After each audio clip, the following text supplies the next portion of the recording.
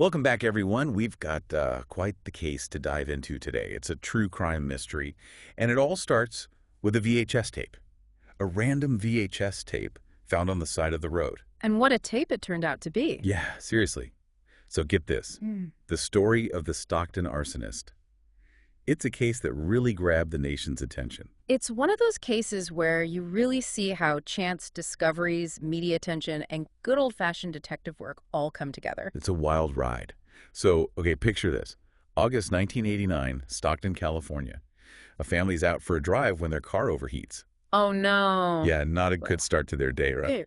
So they pull over to the side of the road to wait for things to cool down. And their son, well, he's kind of bored, so he starts wandering around. Kids gotta love them. Right, so he stumbles upon this old army jacket, just tossed there by the side of the road. And wouldn't you know it, inside the pocket, there's a VHS tape. Oh, a mystery tape. You know what's coming next. Oh, yeah, you know they had to watch it. It's like an unwritten rule. You find a random VHS tape, you got to pop it in, see what's on it. Curiosity always gets the best of us. Totally. But this was no ordinary home movie, let me tell you. The tape starts playing, and there on the screen is this house, totally engulfed in flames. Whoa. Yeah, it's intense. And there's this voice, like a narrator, talking about the fire, calling it my domain and creaky stuff. Okay, yeah, that's sending chills down my spine. And then, get this, the voice starts talking directly to someone named Omar. Omar. That's strange. Right, it's like a riddle wrapped in an enigma. Investigators were stumped. Was this Omar a person? A code name?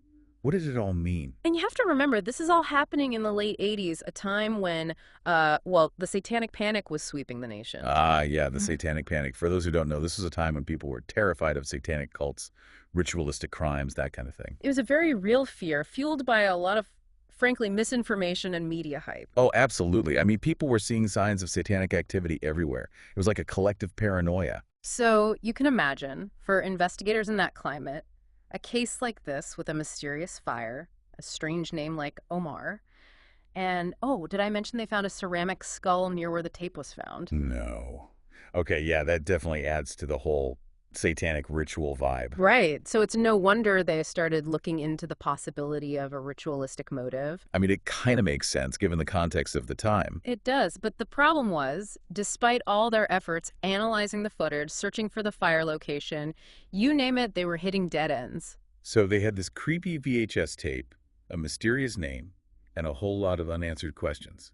What do they do next? Well, fast forward a year, the case is ice cold, and that's when they decide to turn to the public for help. The public? How'd they do that? They reached out to Unsolved Mysteries, a super popular TV show back then. Oh, I remember that show. Everyone watched it. Used to give me nightmares. It was the go-to show for unsolved cases, and it had a huge audience. I mean, after the episode aired, the tip line was flooded with calls. Something like 1,600 calls came in. Whoa, 1,600. That's a lot to sift through. It is, but luckily for the investigators, 2 of those calls turned out to be crucial. Okay, I gotta hear about these calls. What were they? Well, one call came from a man named Ed Tarantino. He was watching the episode, and he immediately recognized the house that was burning in the video. Really? Turns out it was his neighbor's house. Wait, so the fire wasn't even in Stockton? Nope. The house was actually in Redwood City, about 80 miles west of Stockton. Wow, so the tape had traveled quite a distance. It had. And that's where the second crucial call comes in. The call was from Bill Odia, the guy who actually built the house in the video. Oh, wow. Can you imagine turning on your TV and seeing a house you built going up in flames? That's got to be a surreal experience. Totally. So now they know where the fire happened, but what about Omar? Had they figured out who that was yet? Well, that's the thing. They were about to learn that the Omar fire was just one piece of a much bigger puzzle. Oh, so? Turns out, Redwood City was in the midst of a string of arsons. Over 30 fires, mostly targeting new homes under construction. What? Okay, so this wasn't just a random act of arson. It sounds like there was something more organized, more targeted going on. Right. And this is where investigators started considering a motive connected to development, or rather, resentment towards it. Development, like new construction and stuff. Exactly. Remember, this is Silicon Valley in the 80s. The tech boom was happening, things were changing rapidly, and with all that came a lot of new development. Ah, yeah, I see where you're going with this. Not everyone was happy about all those changes. Right. You had people who'd lived there for years seeing their community transform right before their eyes. It created some tension, to say the least. So you're thinking maybe someone was lashing out at all this new development, using arson as a way to, I don't know, make a statement. It was a theory worth exploring. But if that was the motive, how did they figure out who was behind all these fires? Well, remember those 1,600 calls that came in after the Unsolved Mysteries episode? There was another viewer, a woman named Doris Lance, who called in with a very interesting tip. Okay, Doris, what did she know? She not only recognized the fire from the video, but the name Omar also rang a bell for her. Really? Why? She had a teenage neighbor named Omar, and let's just say he wasn't exactly a model citizen. Uh-huh. I see where this is going. So they went and talked to this Omar kid. They did, and during the questioning, Omar admitted to being involved in the fire and pointed the finger at his friend Jason as the one who planned it all. Wow, so now we've got two teenagers, Omar and this mysterious Jason, caught up in a web of arson and mystery. And believe me, the story gets even wilder from here. Okay, so we left off with Omar spilling the beans about his friend Jason and pointing the finger at him as the mastermind behind all those fires. So I'm guessing the police went straight to Jason and put the cuffs on him, right? Not so fast. They still needed solid evidence to directly link Jason to the arsons. So what did they do? They put him under surveillance, watching his every move. And wouldn't you know it, while they were watching him, a fire breaks out in his garage. Wait, hold on. A fire in his garage while they're watching? That's a little too convenient, isn't it? You gotta admit, the timing is pretty suspicious. But, accidental or not, that fire turned out to be a major turning point in the case. Okay, I'm on the edge of my seat here. What did they find? Well, when investigators searched the burned-out garage, they uncovered a scene straight out of a horror movie. Okay, now you've got to tell me what kind of horror are we talking about? We're talking bloodstained tools, possible animal remains, a table that looked like it was used for, well, let's just say things you wouldn't want to see. And to top it all off, they found a Freddy Krueger mask. Whoa, whoa, whoa. Freddy Krueger, as in Nightmare on Elm Street Freddy. That's got to do with anything. Remember that VHS tape the family found? It wasn't just the fire footage.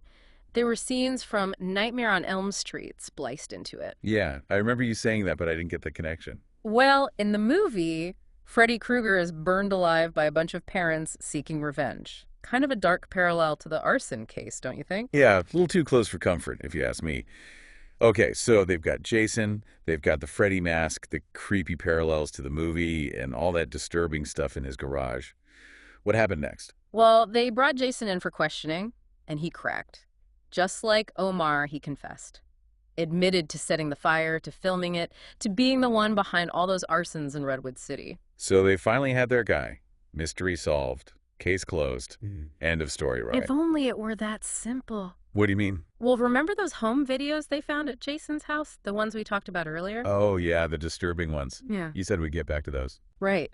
Those videos, they offer a glimpse into Jason's mind, his motivations, his fascinations, and they paint a much more complicated picture, a picture that's not so easily explained. Okay, so let's talk about those videos. What did they show? What kind of things was Jason filming? Well, there was one video where Jason's dressed as a vampire, like full-on vampire costume with an upside-down cross drawn on his forehead. He's snarling at the camera like some kind of creature of the night. Creepy. Yeah, definitely creepy. And then there's another video where he and Omar are playing war games in what looks like the same neighborhood they were terrorizing with their fires. They're acting out these violent fantasies, shooting imaginary guns, taking prisoners. It's really unsettling. Wow. It's one thing to set fires, but to film yourself doing it, to create these scenes, it just adds another layer of, I don't know, darkness to the whole thing. It does, and it raises a lot of questions about Jason's motivations. Was it really just anger toward development, as they initially suspected? Or was there something deeper, more sinister at play? Like, was it possible that he was just fascinated by fire? The power of it, the destruction. That's definitely something to consider. Arson is a complex crime, The motivations can be all over the map. Revenge, attention-seeking, thrill-seeking, sometimes even a combination of factors. But with Jason, it seems like it went beyond a simple fascination with fire, doesn't it? I mean, those videos, the fact that he documented his crimes, it suggests something more deliberate, more calculated. You're right, and it's important to remember the context of the time. Silicon Valley in the 80s was a pressure cooker. So much change, so fast. A lot of people felt like they were losing their community, their way of life. And for someone like Jason, maybe that manifested as rage. as this need to lash out at those changes. Those new homes, they were like symbols of everything he felt was being taken away. It's a plausible theory, and it's supported by the evidence they found at his house, news clippings about the fires, even footage of graffiti that said, "Please, no more houses." The same message found at one of the fire scenes. So it's like he was trying to send a message to control the narrative, even if it was a narrative of destruction. It's a chilling thought. It is. And all of this because of a random VHS tape found on the side of the road. But that brings us back to the big question, doesn't it? How did that tape end up in Stockton, miles away from the actual fires? That remains one of the most baffling aspects of this case. It's like a piece of the puzzle that's missing. Exactly. Was it intentional? A mistake? A deliberate attempt to throw investigators off? We may never know for sure. It's almost like Jason wanted to be caught, wanted his story to be told, but on his own terms. It's a strange mix of boldness and vulnerability, isn't it? It is. It adds another layer of complexity to an already fascinating and unsettling case. But remember, Jason and Omar were both tried as minors. Their real identities were never officially released, and their lives after sentencing remain largely unknown. So what happened to them? Did they serve time? Were they rehabilitated? Are they out there somewhere living their lives? Well, that's where things get even more interesting. It's a bit of a rabbit hole, actually. There's been a lot of online sleuthing about Jason and Omar. People trying to piece together their lives after the trial. Yeah, the internet detectives, they can be pretty persistent. Oh, they are. And in this case, some of them claim to have uncovered Jason's real identity. They even say they found his date of death. Really? What are they saying happened to him? According to these online sleuths, Jason died in a car accident back in 2017, right there in San Mateo County. Wow, that's kind of eerie, isn't it? His story ending where it all began. It's almost like a full circle moment. But even with this possible closure, there are still so many unanswered questions. Yeah, like the big one. Mm. What made Jason do it? Was it all about those changes happening in his community? Or was there something else going on? This case really makes you think about how we understand criminal psychology, especially when it comes to arson.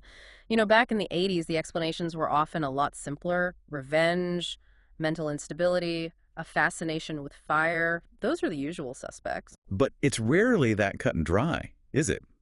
I mean, you can't just reduce someone's actions to one single reason, especially in a case like this. Right. Today, we recognize that arson can be driven by a whole bunch of things. You've got social and environmental factors, personality disorders, even the psychology of fire itself. Okay, now you've piqued my curiosity. What do you mean by the psychology of fire? Well, for some folks, fire holds this kind of primal fascination. It's unpredictable, it's destructive, but it can also be transformative, Like it wipes the slate clean. And you're thinking for someone like Jason, who's obviously dealing with a lot of inner turmoil, fire might have been a way to express those feelings, to kind of regain some sense of control over things. It's possible. And don't forget, he documented his crimes. He made those disturbing videos. That suggests a need for attention, a desire to make a statement, even if it's a statement of destruction. That's what I find so unsettling about this whole thing. It's not just the act of arson, it's the glimpse into Jason's mind. And even though he was caught, even with this news of his death, there's still this lingering feeling of unease, like we'll never really grasp what drove him. And it also makes you think about the community, right? How we deal with change, how we support young people who are struggling. I mean, could something have been done to help Jason before things escalated? Those are tough questions. And there are no easy answers. But I think this case serves as a stark reminder that we need to pay attention to the pressures young people face, especially in communities going through major transitions. Absolutely. We've got to be more tuned in to the signs of trouble, offer support, provide resources before things spiral out of control. So as we wrap up our deep dive into the Stockton Arsonist case, what's the main takeaway you'd like our listeners to ponder? What should they be thinking about as they go about their day? Well, I'd say this case really underscores how complex criminal behavior can be, especially with something like arson. It pushes us to look beyond simple explanations and recognize the multiple factors that contribute to these acts. It's a reminder that these stories, they don't really have a neat ending. They leave behind all these ripples that continue to spread, affecting the victims, the perpetrators, their families, the investigators, even those of us who just heard this story. And the Stockton Arsonist case, well, it's a chilling example of how sometimes the most disturbing mysteries are the ones that hit closest to home.